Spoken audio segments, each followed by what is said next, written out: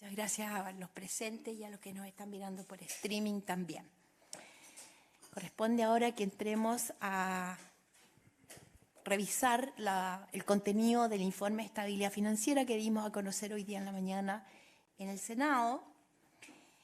En la Comisión de Hacienda del Senado corresponde al informe del segundo semestre de este año y este documento entrega nuestra visión y la del Consejo, la visión del Consejo respecto de los principales riesgos, vulnerabilidades y mitigadores para la estabilidad financiera del país.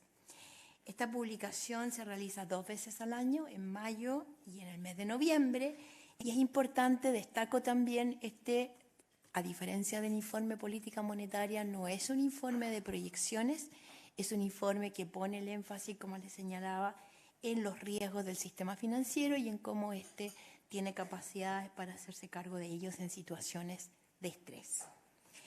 Este informe fue aprobado ayer por el Consejo en una reunión de política financiera, donde además se analizó el requerimiento de capital contracíclico y se acordó mantener este requerimiento para la banca en el mismo nivel que se dispuso en la reunión del mes de mayo, esto es 0,5% de los activos ponderados por riesgo, que es exigible a partir de mayo de 2024. Para partir, quisiera partir señalando que este IEF, respecto al IEF de mayo, presenta o señala que los riesgos del escenario macrofinanciero externo han aumentado, observándose un estrechamiento en las condiciones financieras a nivel global y mayor volatilidad. Las tasas de interés de corto y largo plazo se han elevado significativamente y esto responde a un conjunto de factores. El alza de las tasas cortas asociadas a la reaceleración de la economía de Estados Unidos, sus efectos en la reducción de la inflación en ese país. El aumento en las tasas largas debido a incipientes dudas sobre la perspectiva fiscal o a un reacomodo, el balance de ahorro-inversión de largo plazo, a una suma de ellas o a otros factores adicionales. Y a lo anterior se ha sumado un contexto geopolítico complejo que implica que las perspectivas para la economía mundial siguen siendo una fuente relevante de riesgo. Actualmente, además, se observa volatilidad en los mercados globales, aversión al riesgo y vulnerabilidades en algunos segmentos de la banca regional en Estados Unidos. Hemos visto que episodios como los que se vieron cuando presentamos el informe de mayo están contenidos, ellos no se han vuelto a replicar, esa es una buena noticia, pero ahí hay elementos que hay que seguir monitoreando.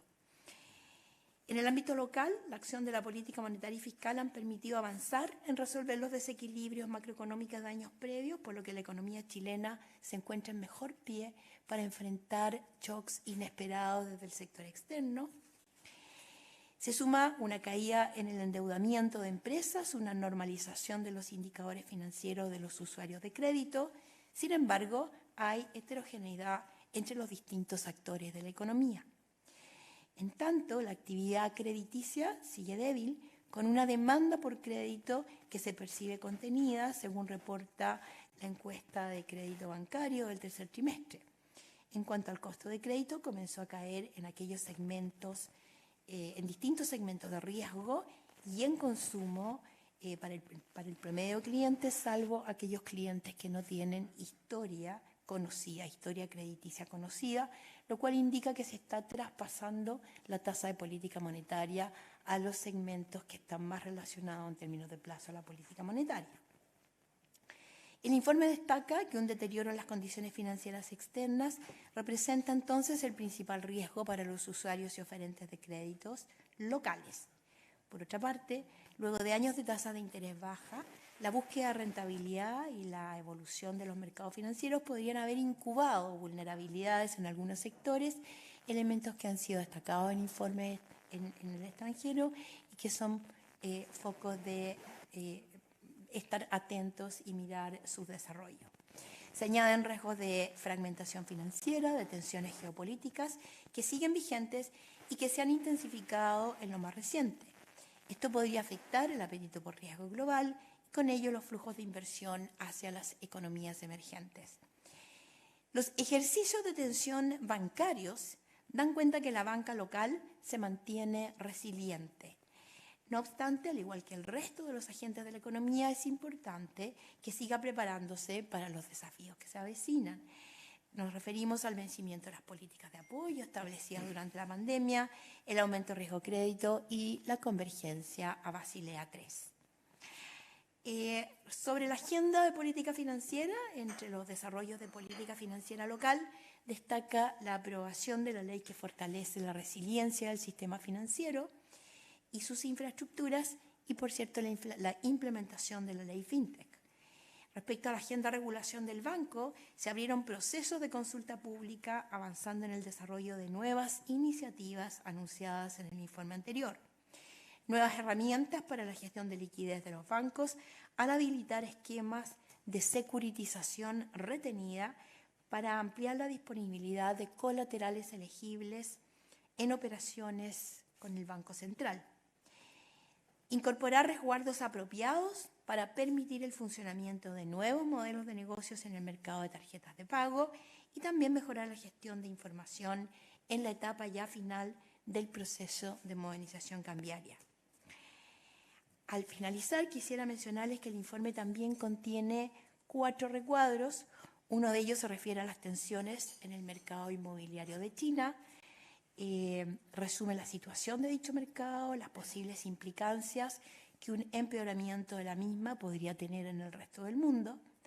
Un segundo recuadro se refiere a las condiciones de financiamiento en créditos de consumo bancario y se describen los movimientos recientes en las tasas de interés y los flujos de crédito de consumo, descomponiendo los ajustes de tasa en lo que se refiere a TPM y redistribución entre grupos de distinto riesgo. Tenemos también un tercer recuadro con factores de oferta y demanda en el crédito comercial. Descompone la evolución reciente del crédito bancario a empresas entre, como les mencionaba, los factores de oferta y los factores de demanda, entre otros. Y finalmente un cuarto recuadro con la aprobación del proyecto de ley que fortalece la resiliencia del sistema financiero y de sus infraestructuras, resumiendo allí los principales aspectos de la ley recientemente aprobada y las implicancias sobre el ámbito de acción del Banco Central y de los sistemas de pago. Lo dejo hasta acá y quedo atenta a las preguntas que ustedes tengan. Muchas gracias.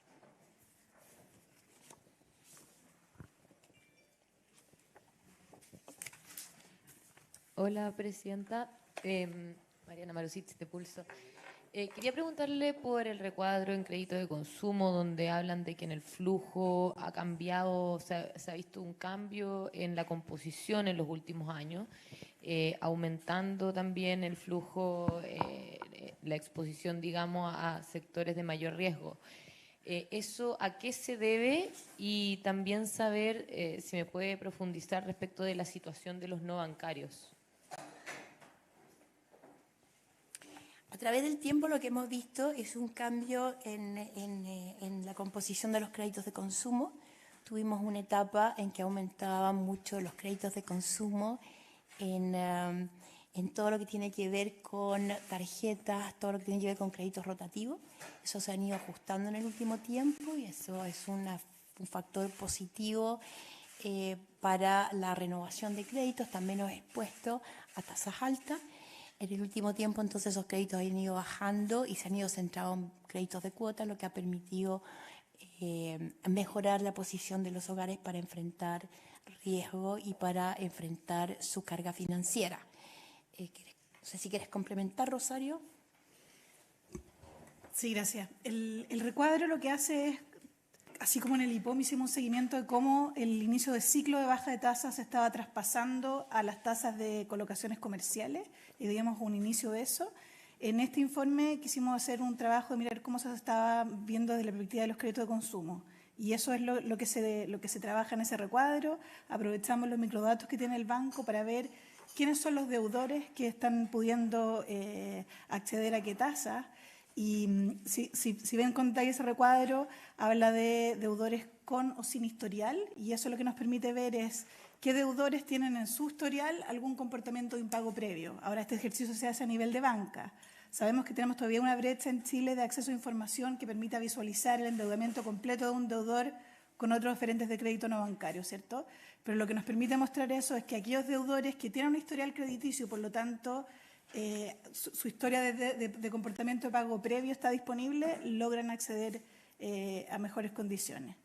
Y lo que quería complementar, Mariana, es el informe de estabilidad financiera. Obviamente hace un foco en el crédito bancario, pero también hace una mirada a otros oferentes de crédito no bancario, que si bien obviamente sus dimensiones son más acotadas, son relevantes para algunos sectores. Y ahí lo que da cuenta el informe es de este fenómeno que planteaba la presidenta de qué es lo que estaba pasando con el dinamismo de los créditos rotativos. Hacemos una mirada de lo que está pasando, por ejemplo, con el crédito que otorga el retail, o el crédito que otorgan otros oferentes de crédito no bancario, en que se vea un incremento en la mora y un comportamiento levemente distinto en el caso de las cooperativas y de las cajas de compensación. No sé si a lo mejor, Miguel, tú quieres complementar algo de algún aspecto técnico de ese recuadro que pudiera complementar la pregunta.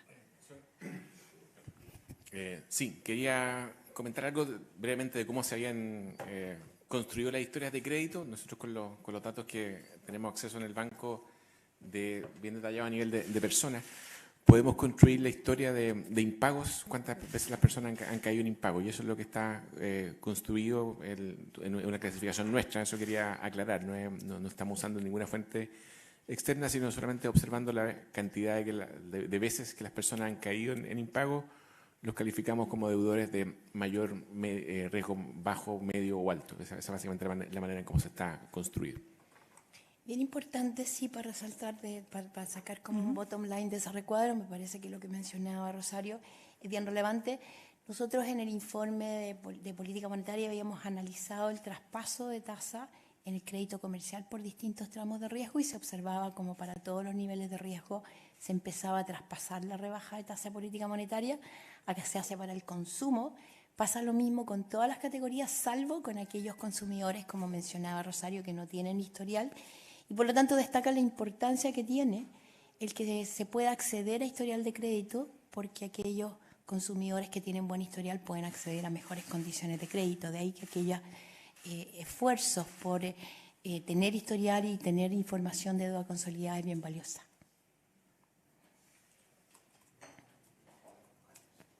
Muy buenas tardes, María Victoria, CNN Chile. Presidenta, le quería consultar por el último registro del IPC del día durante la mañana, 0,4 de variación. Y además la suspensión del programa, el anuncio de la suspensión del programa de reservas. En ese ámbito, ¿cómo están haciendo el traspaso cambiario de la reciente depreciación del peso a precio de productos? ¿Era lo que esperaban? El IPC de la mañana está dentro del rango de proyecciones que hicimos en el análisis de la reunión de política monetaria reciente. Es bastante cercano, no tiene diferencias centrales. Es bastante similar a la mediana de las proyecciones que tenía el mercado. Más allá de la desviación de las proyecciones, toman la mediana, tanto la AAA como Bloomberg como la EOF tenían 0,5, el IPC es 0,44, o sea, es bastante cercano. No se ven grandes diferencias, sí hay que mirar un poco la composición y estudiar a fondo. Respecto al traspaso, esperábamos, como te digo, si la diferencia no es muy grande, hay un traspaso similar, pero me parece que un puro dato es como difícil como para ser absolutamente concluyente sobre el traspaso cambiario. Sin embargo, tú miras, hay volatilidades más importantes en algunos productos que en el agregado completo de bienes y por lo tanto hay que analizar el traspaso cambiario con más información, con más antecedentes que vayamos recopilando en el tiempo también del IPC.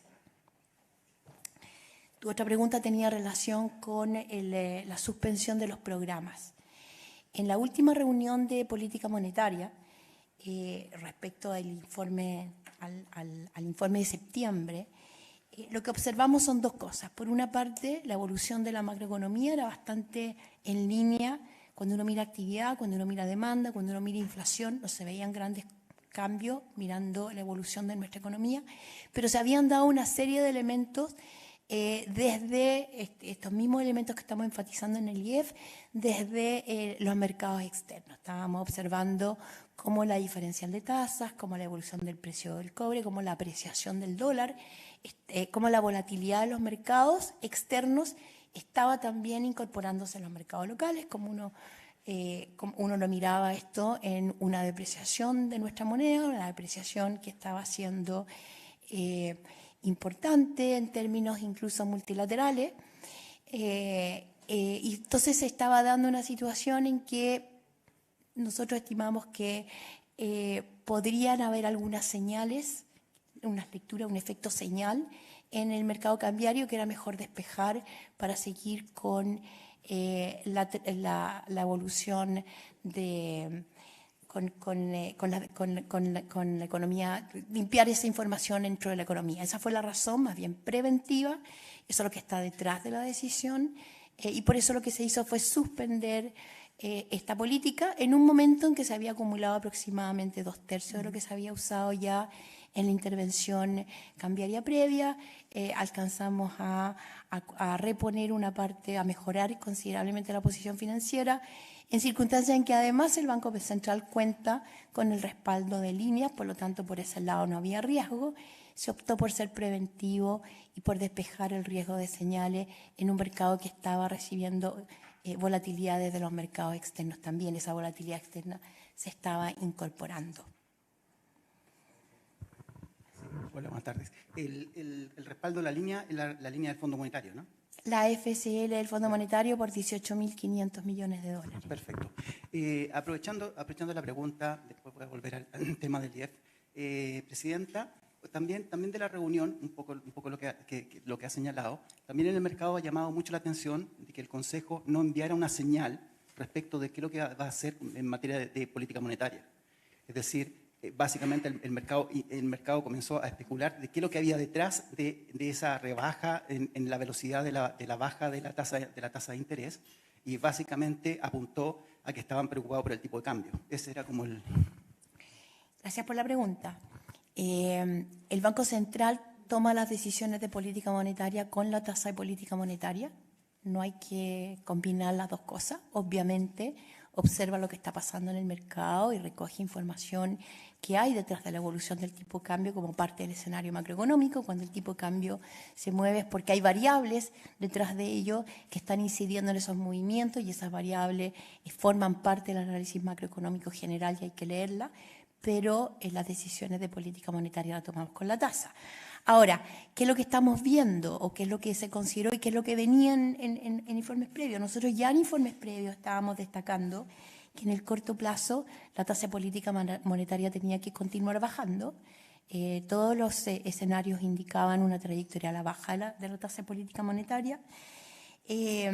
Dijimos también en reiterados reuniones e informes de política monetaria que la magnitud y la temporalidad de esas rebajas se ven naturalmente de reunión a reunión, y que el Banco Central iba a actuar siempre con flexibilidad para ir tomando esas decisiones de acuerdo a lo que estaba evaluando en cada momento.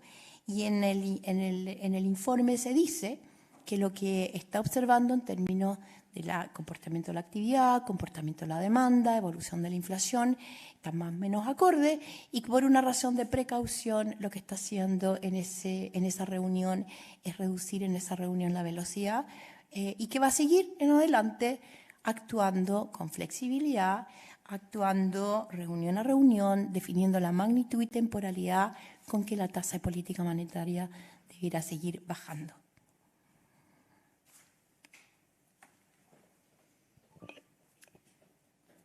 Hola, Presidenta. Soy Blanca Oblanto del Diario Financiero.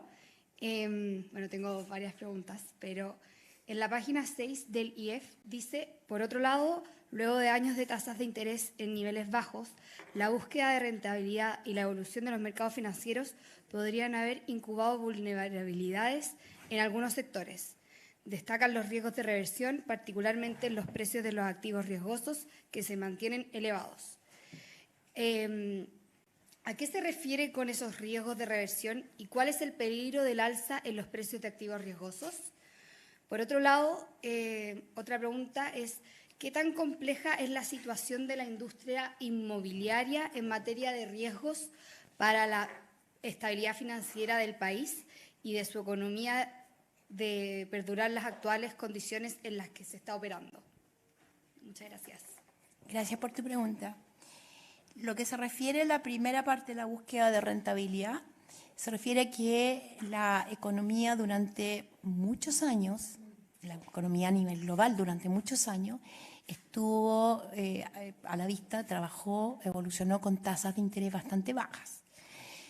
Por lo tanto, los inversionistas en ese momento, para tener mayor rentabilidad, algunos de ellos al menos, toman posiciones más riesgosas y de esa manera obtener más tasas.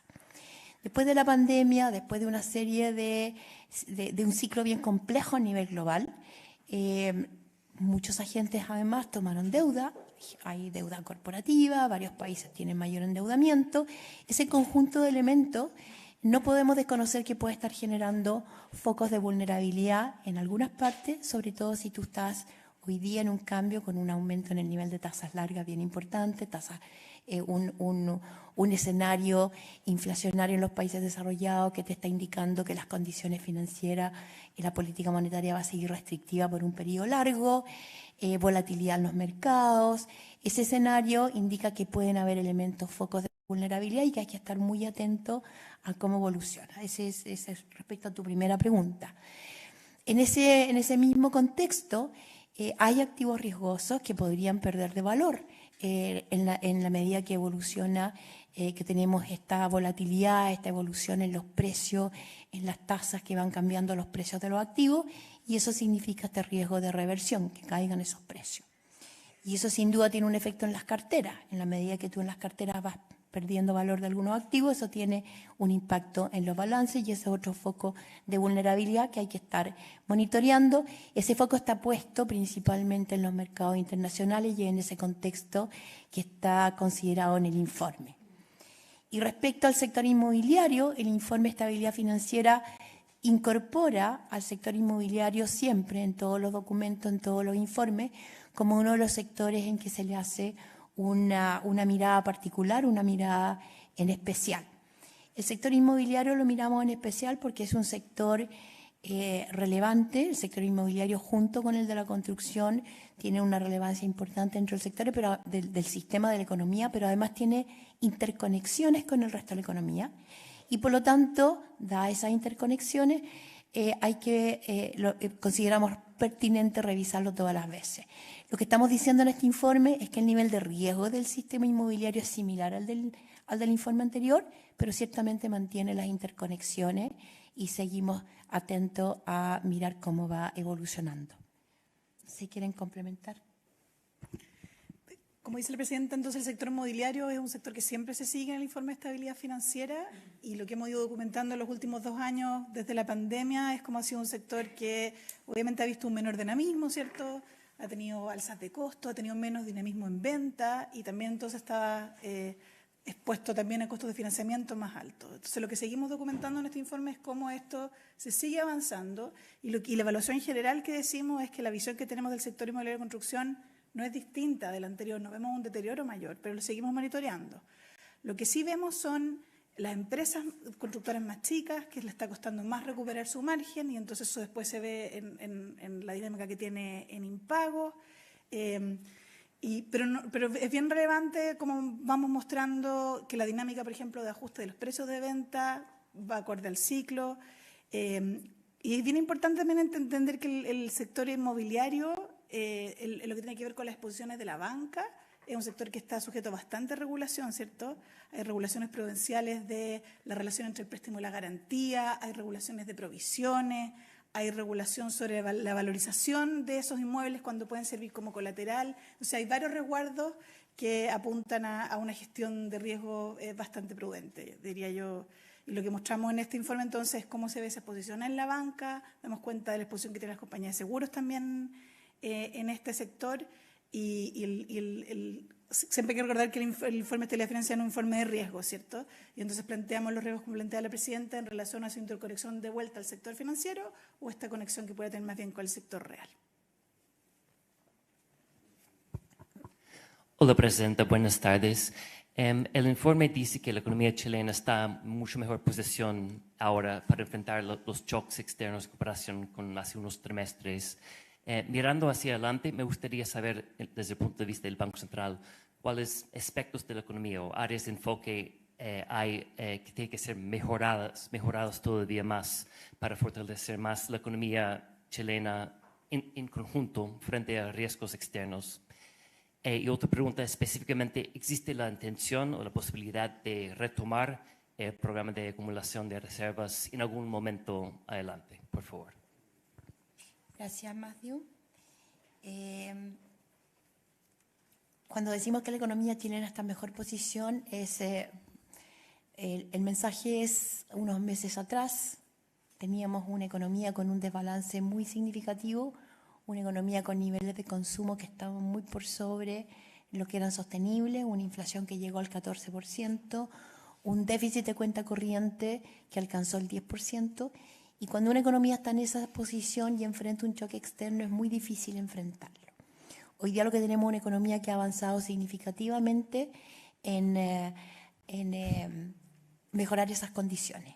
Tenemos por un lado un déficit de cuenta corriente más cercano al 4,5% y se está proyectando que en los próximos años se mantenga en torno al 4%, que es un déficit más bien similar a los históricos. Estamos viendo un nivel de actividad que ya las brechas se han ido cerrando respecto a sus capacidades potenciales. Vemos un consumo que también converge a niveles que son sostenibles en el tiempo.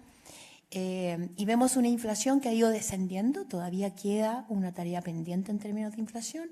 Llegamos a una inflación de 5%, una inflación sin volátiles en 6,5%, por lo tanto queda una tarea pendiente, hay que seguir atento, hay que seguir trabajando para su convergencia, pero es un escenario que en su conjunto ofrece mayores espacios para poder atender algún shock que nadie quisiera, que puede ser, que sea inesperado, pero tenemos mejor posición para hacernos cargo de ello. También en el informe señalamos la reconstrucción de capacidades a nivel de todos los agentes siempre es deseable y la verdad es que se usaron intensamente en distintos informes, hemos ido poniendo foco en ello. Hemos visto cómo la posición fiscal ha ido mejorando, hemos visto cómo nosotros mismos hicimos esta reconstrucción o mejorar la posición financiera con este programa que se suspende, y cuando decimos que se suspende, y ahí voy a la otra pregunta, se suspende temporalmente, en algún minuto si las condiciones están dadas podemos retomar el programa.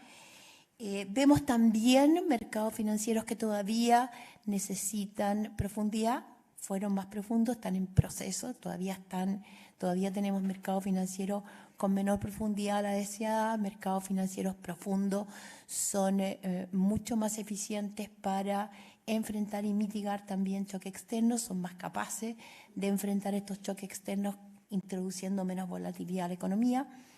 Yo diría que esos son factores, una economía que tiene más ahorro nacional y que depende menos del ahorro externo vía cuenta corriente, son todos elementos que van fortaleciendo las capacidades de la economía, pero en la medida que nuestra macroeconomía vuelve a estabilizarse, ya podemos decir que estamos mejor pie que lo que estábamos unos meses atrás. Esa es una mejor noticia. Nos queda camino, como te decía, pero hemos avanzado bastante. Nos quedan desafíos importantes todavía, pero hemos avanzado. Hola a todos, Tamara Vilogrón de Mega Noticias. Presidenta, insistiendo un poco con la inflación, con estos datos que se entregaron durante la mañana, ¿esto les va a permitir aplicar mayores recortes a la tasa de interés?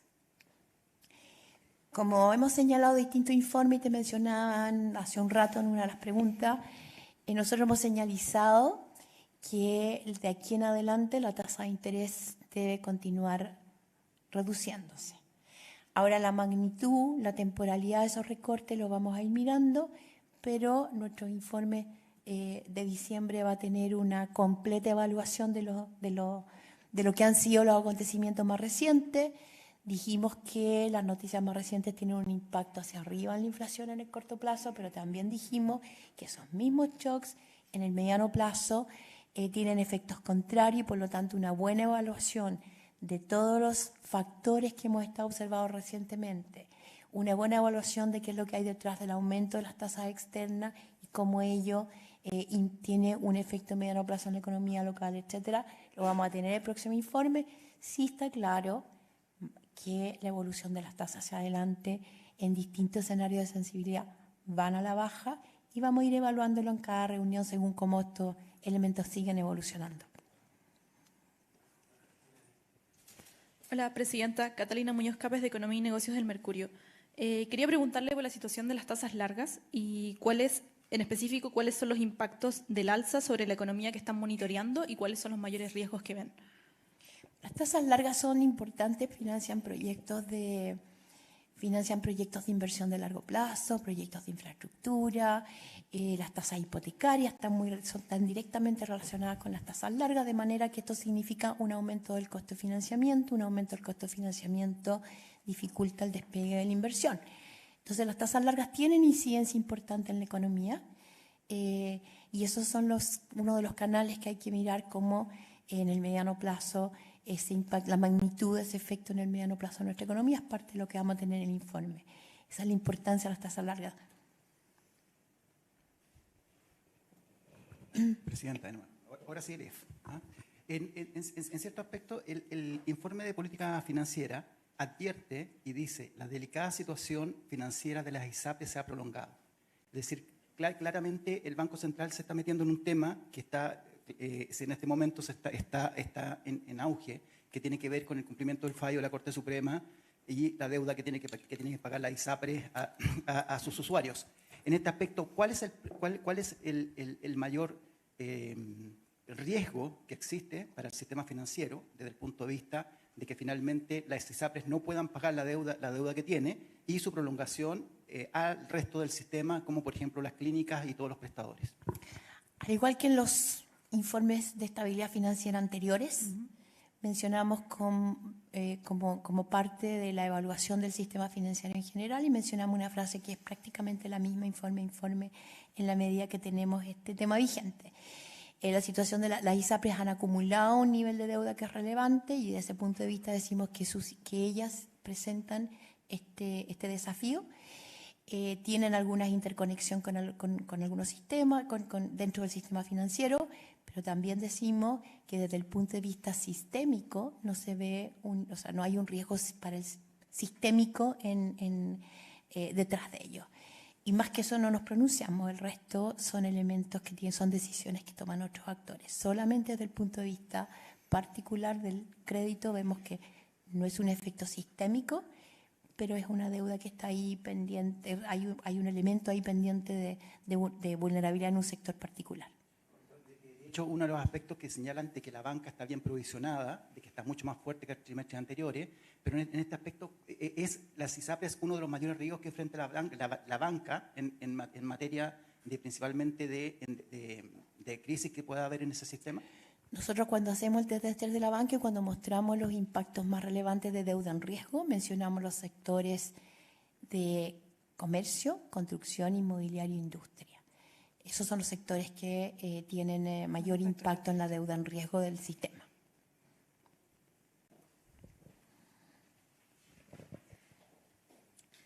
Presidenta, ¿ayudará a reducir los niveles de incertidumbre política y económica si se aprueba la propuesta constitucional en el plebiscito que se hará en diciembre? ¿Un resultado negativo contribuye a más incertidumbre? Por otro lado, ¿han podido dimensionar algún efecto en el crédito una vez que se activó el requerimiento de capital contracíclico en la banca? ¿Y en qué estado se encuentra la industria en adaptar estos niveles de capitalización requeridos? Y una tercera pregunta, si quieren la puedo hacer después. No, dale. Ya. Si no me la recuerdas. Ya. Las cifras laborales demuestran deterioro constante en materias de empleo. Se vislumbra un aceleramiento en los impagos de los hogares para los próximos meses. Gracias. Ya. La primera pregunta sobre la incertidumbre en la economía. La verdad es que lo que hemos observado en la economía local es una contención de los niveles de incertidumbre que vimos. Hemos visto una rebaja importante en la incertidumbre y es valioso seguir trabajando en ese sentido. Es deseable para la economía niveles de incertidumbre bajos, lo más bajos posible. Mientras más baja la incertidumbre, mejor es el panorama para la toma de decisiones de los distintos actores del mercado. Respecto al requerimiento capital contracíclico y cuál ha sido su impacto en el crédito, sí hicimos una evaluación, lo miramos en la reunión de política financiera que tuvimos lunes y martes, y lo que observamos es que la evaluación del crédito va alineada a la proyección que hicimos en ese momento. En ese momento, cuando se instala en mayo de este año el requerimiento, analizamos un nivel para el requerimiento que tuviese un costo relativamente bajo en términos de crédito, dadas las condiciones que había en ese momento en términos de condiciones financieras, en términos de la holgura de la banca. Dijimos que dependía mucho también de la respuesta de los bancos, y la verdad es que la respuesta ha ido alineada a la proyección que hicimos, que era algo así de un costo algo mayor del 0,5% del crédito con miras a 24 meses. Va alineado con eso, no vemos diferencia, así es que en ese sentido vemos que la banca, que las previsiones que hicimos han sido las adecuadas, y habían holguras y la banca hoy día tiene capacidad para abordar el requerimiento, es lo que indica además el test de estrés de la banca para este año también, tiene condiciones de capital para enfrentar los requerimientos que tiene y condiciones de estrés severas como las que se aplican. Y tu tercera pregunta sobre la evolución del mercado laboral. Ninguna de las preguntas son para responderlas cortas, pero estamos haciendo sobre la evolución del mercado laboral. El mercado laboral, en lo que tiene que ver con el ciclo que estamos observando hoy día, ha ido comportándose con una estabilización en la creación del empleo asalariado formal. Hemos visto unos meses ha caído, otros meses se repone, pero está prácticamente estabilizado. Es débil el crecimiento del empleo por ese lado. Es un comportamiento que va asociado a una economía que ha estado ajustando también la economía hacia niveles sostenibles. El ciclo del mercado laboral tiene cierto rezago, pero va respondiendo a lo que es la evolución de la economía en general, y por lo tanto hacia adelante esperamos que este mercado siga, completa el rezago que tiene respecto a la evolución del ciclo macroeconómico que estamos viviendo, y no vemos nada normal en las proyecciones que estamos observando y en los desarrollos del mercado laboral en este ciclo en particular.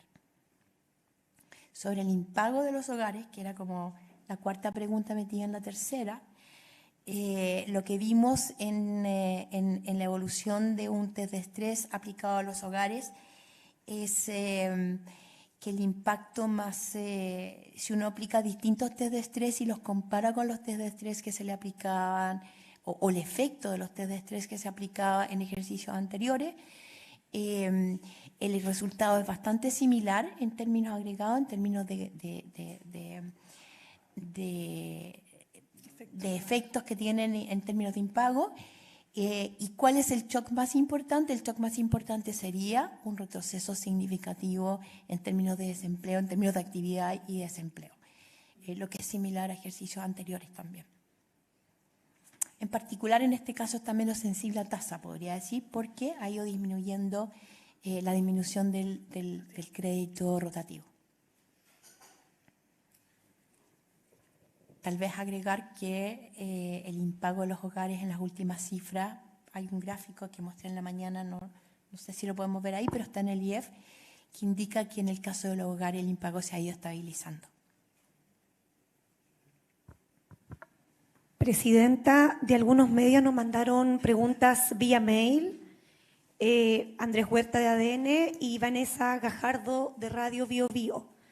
Se las voy a comentar, hay algunas que ya las ha respondido, pero de todas maneras para dejar precedente que se leyeron las preguntas de los medios que utilizaron el canal del correo electrónico. Andrés Huerta de ADN pregunta, con la inflación a la baja y acercándose al rango meta, ¿cuál es el análisis del Consejo del Banco para su próxima reunión? ¿Podría haber una nueva baja? Y respecto de Vanessa Gajardo de Bio Bio, si bien la política monetaria ha contribuido a reducir la inflación, ¿podría la situación de los mercados externos impactar en el corto plazo los recortes de tasa? ¿Estamos frente a un escenario que empieza a mostrar mayor estabilidad o aún no? ¿Qué implica que la situación crediticia continúe débil? A ver, como dije, algo de esto lo contestamos, pero lo retomo en términos generales, dadas las dos preguntas que llegaron. La inflación que observamos hoy día, no es distinta de la inflación proyectada de corto plazo con la cual trabajamos en la reunión de política monetaria reciente. Es bastante similar, pero ciertamente reunión a reunión hay que mirar toda la información que vamos acumulando. Como mencionábamos, en la reunión de política monetaria de octubre, había una evolución de la economía local bastante alineada con las proyecciones, pero también un conjunto de eventos. Teníamos una inflación efectiva algo más baja, pero teníamos presiones de corto plazo con la inflación al alza, asociada al aumento del tipo de cambio, la depreciación que estábamos viendo, asociada también al aumento del precio del petróleo. Los riesgos geopolíticos que nombramos en el informe apuntaban a un efecto inflacionario de corto plazo. Sin embargo, los desarrollos, estas mayores tasas de interés de largo plazo, los factores que hay detrás de ello, este mismo factor de mayor precio del petróleo, lo que pudiera pasar con la evolución de esta guerra, de este conflicto en el Medio Oriente, todo ello tiene impacto en el mediano plazo, y ese impacto en el mediano plazo lo íbamos a estudiar con detalle en su conjunto en el informe política monetaria del mes de diciembre. Con todo, como lo señalé también, la evolución de las tasas de interés de la tasa de política monetaria, la dirección es a la baja, y lo que vamos a ir mirando reunión a reunión es de qué manera eso, cuál es la velocidad a lo cual eso se va implementando, cuál es la intensidad en cada reunión. La inflación de hoy día en la mañana está alineada, así que no hay diferencias en ese sentido. La evolución del crédito no es una evolución del crédito que difiera de un ciclo como el que estamos viviendo. Y además, en particular, cuando miramos al interior del crédito, vemos una actitud por el lado de la demanda, vemos factores de contención de demanda del crédito. Eso tiene que ver con precaución, pero también tiene que ver con la proyección de inversión. La proyección de inversión del informe de política monetaria indica que hay algunas cifras positivas, pero todavía se mantiene débil por un periodo. Y por el lado del consumo también hay una precaución cuando uno lo mira como agregado. Naturalmente hay heterogeneidad, cuando uno usa el agregado no se hace cargo de la heterogeneidad, pero hay una contención por el lado de la demanda. Y por el lado de la oferta también, en lo más reciente, los bancos han tomado una actitud precautoria atendiendo a la evolución de la incertidumbre y los riesgos. Y por lo tanto no vemos anomalía, ninguna de las dos reacciones va más allá de lo que uno pudiera esperar con las condiciones que estamos viendo hoy día en la economía.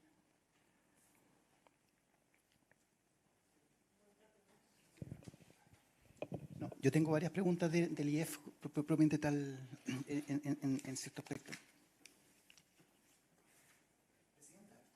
En términos, cuando uno analiza el IEF y ve los diferentes gráficos, uno de los sectores que está más impactado, principalmente por endeudamiento, carga financiera y también perspectiva, es el sector comercio.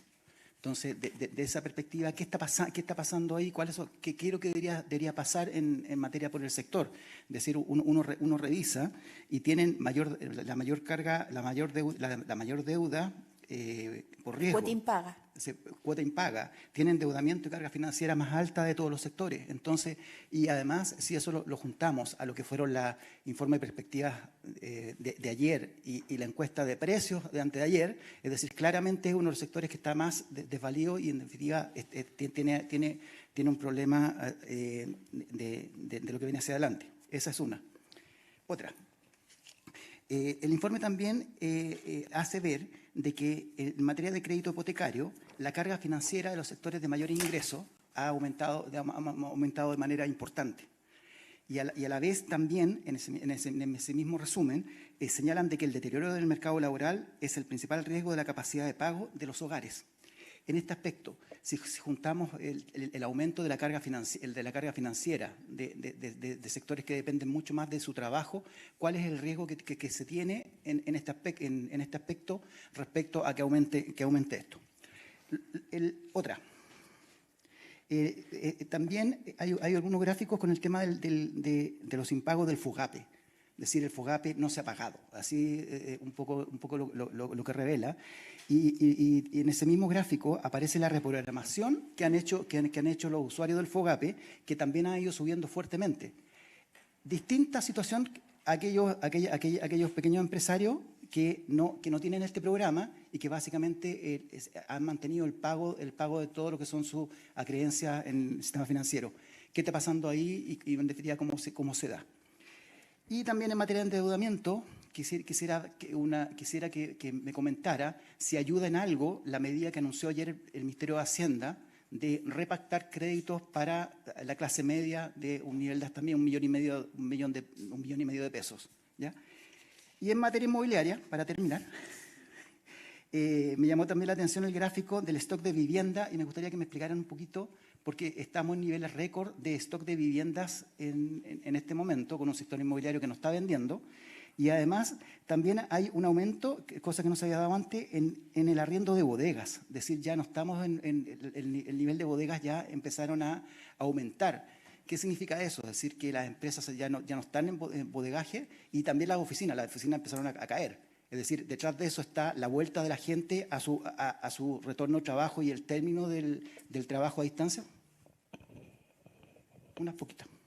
¿Nada más? Nada más. Gracias por el informe. Si quiere más, A ver, el sector comercio efectivamente es un sector que se está mencionando en el informe de estabilidad financiera, en los últimos informes de estabilidad financiera. El índice de cuota impaga ha estado subiendo, pero en el margen tiene un pequeño retroceso. El nivel es de los sectores que tienen el nivel más alto. Y bueno, el sector comercio ha tenido dentro de los shocks que ha vivido la economía, hay heterogeneidad en los impactos que fueron recibiendo los distintos sectores. Comercio ha estado con el ajuste del consumo durante todo este periodo, por lo tanto, por el lado de las ventas, ha tenido, uno podrá decir que efectivamente había que ajustar la economía a un nivel de consumo que fuese sostenible en el tiempo, pero eso significa reducir un nivel extraordinariamente alto y llevarlo a niveles sostenibles, y eso es lo que está detrás de las cifras del sector de comercio. Si tú lo miras en términos de niveles, ese mismo gráfico aparece también en niveles altos el sector construcción, también con una tendencia a reducir esos niveles de cuota impaga, y son los dos sectores que tienen niveles más altos. Ahora, cuando uno lo mira dentro de la deuda en riesgo del sistema bancario, importa esa trayectoria y también cuán importante es dentro de la cartera de créditos de colocaciones bancarias, y el sector comercio es un sector que tiene cierta importancia dentro de la cartera, por lo tanto es dentro de los sectores que se mencionan al analizar y al mirar cuáles son los riesgos del sistema. Sin embargo, está contenido ello dentro de todos los ejercicios de test de estrés que se hacen para el sistema bancario. Y la banca además ha ido realizando provisiones acorde a cómo ha ido evolucionando la situación de impago de cada uno de los sectores. Hay un gráfico también en el informe que muestra claramente cómo los bancos han ido incorporando provisiones adicionales a las que se llaman provisiones, ahí los nombres, provisiones adicionales han ido aumentando de forma significativa, son bastante más altas de lo que son los históricos, de manera que los bancos se han ido preparando, han ido conteniendo el riesgo de crédito involucrado detrás de ello.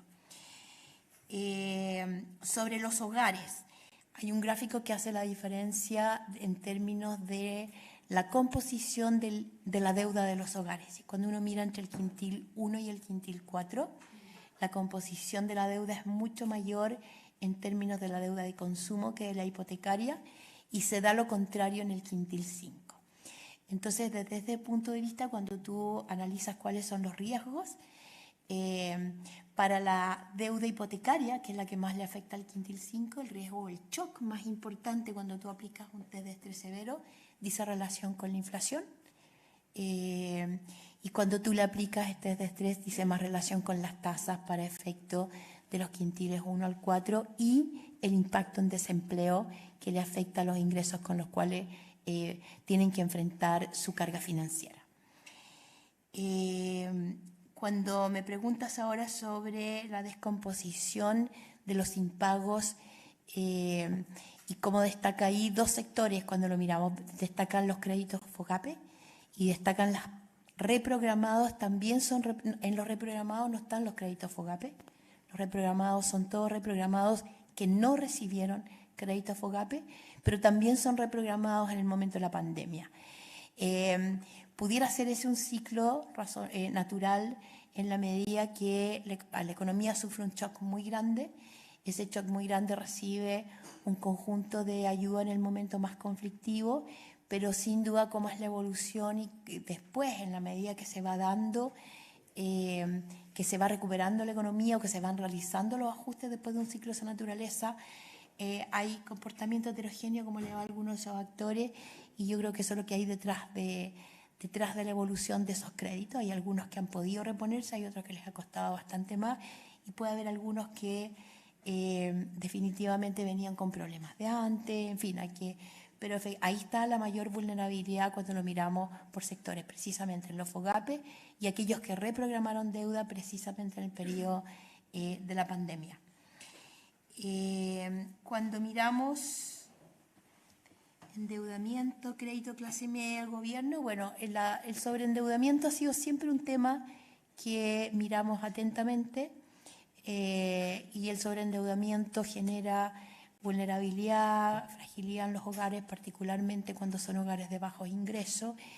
Por lo tanto, es un foco de atención de la política pública, y desde el punto de vista financiero es valioso también complementar con educación financiera y darle oportunidad de mitigar los costos del sobreendeudamiento. Sobre el sector inmobiliario, una de las características que enfrentó después de además del problema de que tuvo costos, de los aumentos del problema de costo, un cambio por el lado de la demanda. Como tú mencionas en la pregunta, el teletrabajo llevó a un cambio importante en la composición de la demanda, se demandaron bastante menos oficinas y hay un stock de oficinas por colocar muy grande que recién en este informe muestra una pequeña, una disminución inicial en ese stock de oficinas. Las bodegas, en cambio, tuvieron una demanda muy fuerte, y aumentó mucho, probablemente, pero esos son temas que hay que profundizar, probablemente influye en ello el comercio a distancia. El comercio cambió estructuralmente la forma de trabajar y ahí puede haber algo, pero la verdad es que las bodegas tuvieron un incremento de demanda importante.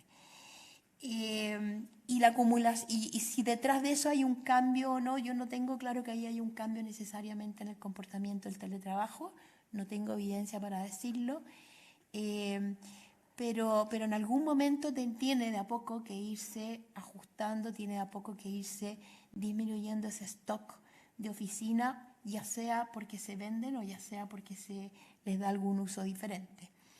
Y yo creo que es lo que ha estado pasando. Sobre el stock de vivienda, bueno, había ya desde informes anteriores, y si tú te fijas en ese mismo gráfico, hay viviendas en proceso que en la medida que se van terminando y no se pueden colocar, van a pasar a este stock de viviendas terminadas, que son las que llaman la atención y las que van creciendo. La verdad es que eso fue creciendo y en los últimos datos lo que vemos es que empieza a recuperarse levemente, nuevamente, la demanda por crédito hipotecario. No es evidente que estas nuevas alzas de tasas largas que estamos viendo afuera y que tienen alguna repercusión internamente puedan afectar esa recuperación, pero ahí hay un foco efectivamente en que todas las viviendas en proceso que están siendo terminadas están aumentando el stock. ¿Quieres complementar? Sí, muy brevemente, respecto del sector inmobiliario no residencial, es un sector que venimos monitoreando. Efectivamente, como tú planteas, se ha registrado que después de la pandemia hay ciertos cambios estructurales que tienen que ver con el uso de las viviendas, ¿cierto? La gente se fue a las oficinas a trabajar a las casas, el comercio también cambió y el bodegaje que también tuvo un impulso, así que lo miramos con harta detención. Si miramos en el escenario internacional, se ha puesto como foco de riesgo afuera el sector de commercial real estate, de inmobiliario no residencial. No vemos que sea el caso acá en Chile. Acá la exposición que tiene la banca a ese sector es mucho más acotada, eso también se da cuenta en el informe, algo así como el 6% de las colocaciones totales. Damos cuenta también y miramos un poquito más allá de la banca la exposición que tienen las compañías de seguro a ese sector, pero de nuevo, los créditos inmobiliarios también tienen altos resguardos prudenciales, así que no es un foco de riesgo, pero sí un tema de los que monitoreamos. Y la razón por la que monitoreamos también estos stocks de vivienda, y la historia ahí es larga, el monitoreo que viene haciendo el banco, es precisamente porque este stock de viviendas listas por entregar es la manera como el sector inmobiliario se ajusta al ciclo y de alguna manera te va mostrando esa historia. Entonces, lo que uno debería mirar ahí es si son capaces de concretar esas ventas de viviendas nuevas o se va a tener que ajustar vía precio. Entonces, creo que es un termómetro para ir viendo cómo se mueve el dinamismo en el sector inmobiliario. Damos por finalizada la conferencia de prensa del informe de estabilidad financiera. Gracias a nuestra presidenta, a Rosario Celedón y a Miguel Fuentes.